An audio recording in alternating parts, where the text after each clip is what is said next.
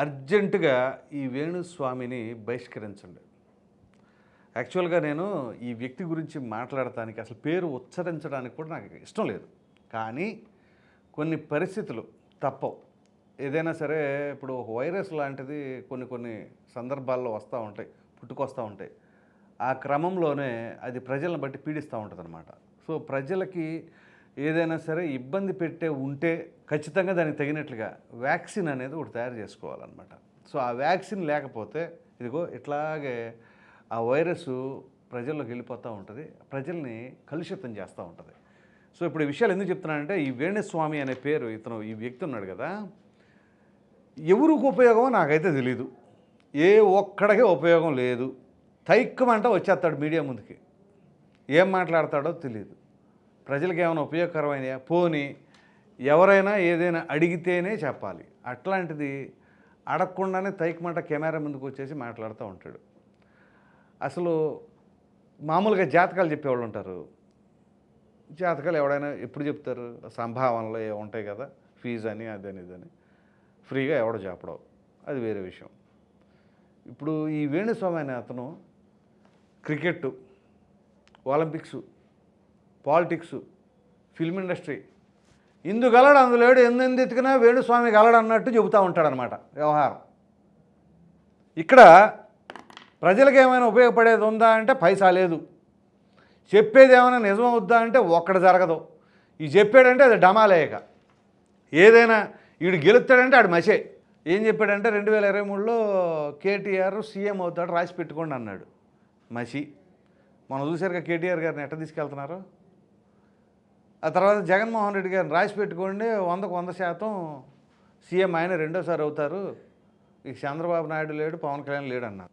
ఆ జగన్మోహన్ రెడ్డి మసి అయిపోయాడు దెబ్బకి. ఆయన పరిపాలన తీరేమో కానీ ఇట్లాంటి గ్రహాంతర వాసులందరూ కూడా ఏకమవుతే ఎట్టా ఉంటుందన్నమాట. మరి ఏమన్నా ఇచ్చి చేయించుకున్నాడో ఏమో తెలియదు కానీ మనోడు దెబ్బకే వేణుస్వామి నోరు తెరిచి ఉడితే పేరైన ఎత్తాడంటే ఆడు మసి అయ్యాక, గెలుస్తాడంటే ఆడు మసే. ఏదో ఐరన్ టంగ్ అంటారు చూసారా, ఇదే పరిస్థితి అనమాట. సో అట్లా సరే నీ సావు నువ్వు జావరా స్వామి ఎందుకు అది అని చెప్పేసి అనుకునే వాళ్ళు ఉంటారు, పట్టినట్టు ఉంటారు. కానీ కొన్ని ఉంటాయి, సమయం, సందర్భం, సంతోషకరమైన ఘటనలు అట్లా. సో నాగ చైతన్య సో తనకున్న మరి విధో ఏమో తెలియదు కానీ మొదటగా లవ్ మ్యారేజ్ చేసుకున్నారు, ఆ తర్వాత విడిపోయారు. ఎవరికైనా కొన్ని బాధలు ఉంటాయి. సో అది అర్థం చేసుకుంటే తర్వాత ఇంక వేరే వాళ్ళతో మనసులు కలిసి నిశ్చితార్థం జరిగింది. అంతే, లటికమంట వచ్చేసాడు. ఆ నిశ్చితార్థం అయిందో లేదో ఏమో పిలవని పెళ్ళికి పేరంటానికి వస్తారంటారు చూసారు, అట్టగే వచ్చేసి నన్ను గనక అడిగితే అని బోర్డు మీద ఎక్స్ప్లెయిన్. నిన్ను ఎవడు అడిగాడు అసలు? నన్ను గనక అడిగితే ఇక్కడ సమంత నాగ చైతన్య గాను సమంత శోభితకి గ్రాఫ్ అని చెప్పి చెబుతున్నాడు. అసలు నిన్ను ఎవడు అడిగాడు? అడగకుండా నీ యంత్రం నువ్వు నాగ చైతన్య సమంత నాగ చైతన్య శోభిత అని ఎలా మాట్లాడతావు? నాగార్జున గారు ఏమన్నా నీకు ఫోన్ చేశారా, చెప్పన్నారా? నువ్వు అడగకుండా అటు చెప్పు, ప్రతివాడి గురించి అటే చెప్పు. నిన్న ఒక అతను అనుకుంటా సబ్స్క్రైబర్ అనుకుంటా, ఆయన కాల్ చేసి వాయించి పడేసాడు. ఫీజు అంట 10,000 అంట. సో అంటే ఏంటి, జనాలను ఏ రకంగా బ్లాక్మెయిల్ చేయాలని వాళ్ళేదో శుభకార్యం చేసుకుంటూ ఉంటే అది కూడా సోమ పలకరా అంటే ఏదో అన్నట్టు ఉంది అనమాట. అట్లా వాళ్ళు శుభకార్యం చేసుకుంటూ ఉంటే వీళ్ళు పలానా డేట్ పలానా సంవత్సరాన్ని విడిపోతారంటే మనిషిగా అన్న పరిగణిస్తారు ఎవరైనా? స్వామి సంగతి తర్వాత మనిషిగా అన్న పరిగణిస్తారా? ఒకసారి పబ్లిక్గా రోడ్డు మీదకి వచ్చి ఏదైనా మాట్లాడితే తెలుసుద్ది. ఉతికి ఆరేస్తారన్నమాట ప్రజలు, దాంట్లో మొహం ఆడవే లేదు. సో ఎవరైనా సరే కొన్ని వ్యాఖ్యలు చేసేటప్పుడు సమాజం ఇబ్బంది పడేలాగా సిగ్గుపడేలాగా మాట్లాడకూడదు. కాబట్టి ఇక్కడ ఈ వ్యక్తి నాకు పేరు ఉచ్చరించడానికి కూడా నాకు మనసు రావట్లా. ఈ వ్యక్తి ఎందుకు వస్తాడో తెలీదు, ఎవరికి వస్తాడో తెలీదు, అది పెయిడో ఏంటో, మరి ఈయన పబ్లిసిటీ పిచ్చో ఏంటో తెలీదు. ఎంత పబ్లిసిటీ ఉన్నా ఇంత చీప్గానా, ఇంత దిగజారిపోయి చేసుకోవాలంటే 1,00,000 వ్యవహారాలు ఉంటాయి. మరి ఎందుకు చేసుకుంటున్నారు ఏంటో తెలియదు. ఇప్పుడు అదేంటి అంటే ఇట్లాంటివి చేస్తే ఒకవేళ నాగ చైతన్యకి గతంలో ఏదైతే సమంత నాగ చైతన్య విడిపోతారని వేణుస్వామి చెప్పాడు కాబట్టి అది జరిగింది. కాబట్టి ఇక వీళ్ళు కంగారు పడిపోయి వచ్చేసి నీకు ఏమైనా లక్షల ఫీజులు కట్టించి బాబు దీనికి ఏమైనా ఉంటే శాంతి చేయాలి, హోమం చేయాలి, ఏమైనా ఉంటే మీరు చేయండి అని చెప్పేసి మీ దగ్గరికి రావాలనా? ఏంటిది ఈ బ్లాక్మెయిల్ థింగ్ ఏంటి? సో ఇద్దరు మనుషులు వాళ్ళ మనసులు కలిస్తే ఉంటారు. వాళ్ళకి ఏమైనా అభిప్రాయ భేదాలు ఉంటే విడిపోతారు. జాతకం చెబితేనో ఇంకోటి జాతకం చూపించుకుంటేనో అది ఇది అనేది జరగదు. ఎంతోమంది జాతకాలు బాగుండే అని చెప్పేసి పెళ్ళిళ్ళు జరిపిన తర్వాత వాళ్ళు వాళ్ళ వ్యక్తిగత కారణాలతో విడిపోయినవి చాలామంది ఉన్నారు. నా కళ్ళ ముందు కూడా ఉంది, నాకు తెలిసిన వాళ్ళే ఉన్నారు. అట్లాంటిది వచ్చేసి జాతకాలు గీతకాలు అని చెప్తే అసలు ఏమిరా బాలరాజు నీ వల్ల ఉపయోగం దేశానికి అని చెప్పేసి అదేదో సినిమాలో డైలాగ్ ఉంటుంది అనమాట.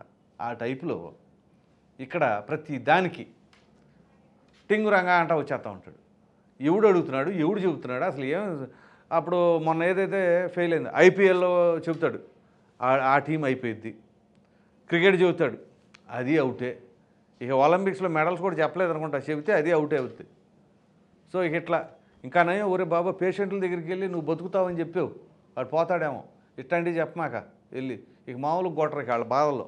కాబట్టి ఏదైనా సరే ప్రజలకి ఉపయోగపడేలాగా ఉంటే మాట్లాడాలా, లేకపోతే వదిలేయాలి. కానీ సమాజాన్ని పట్టుకొని ఒక చీడ పురుగులాగా మాత్రం ఎట్టి పరిస్థితులు ఇట్లాగా ఉండకూడదు.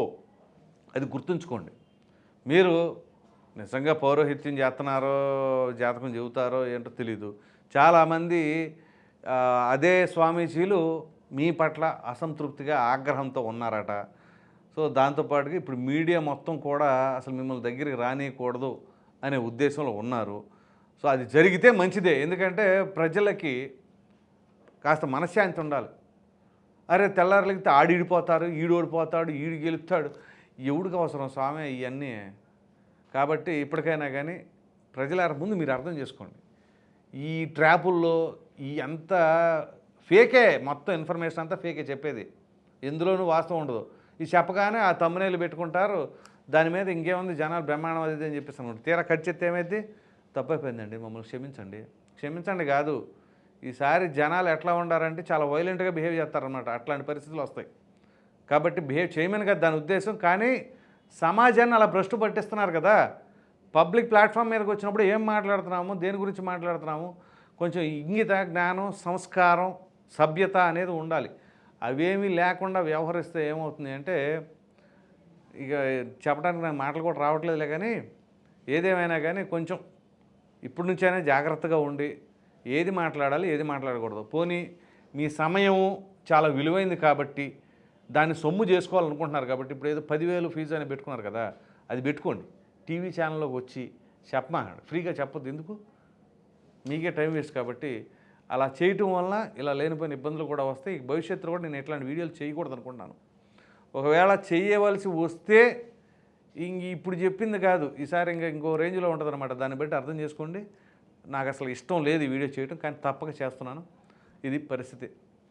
ఈ వీడియో కనుక మీకు నచ్చినట్లు లైక్ చేయండి, షేర్ చేయండి. అదేవిధంగా ఈ మనిషిని అర్జెంటుగా బహిష్కరించేసేయండి అని చెప్పేసి ప్రజలను అయితే నేను వేడుకుంటున్నాను.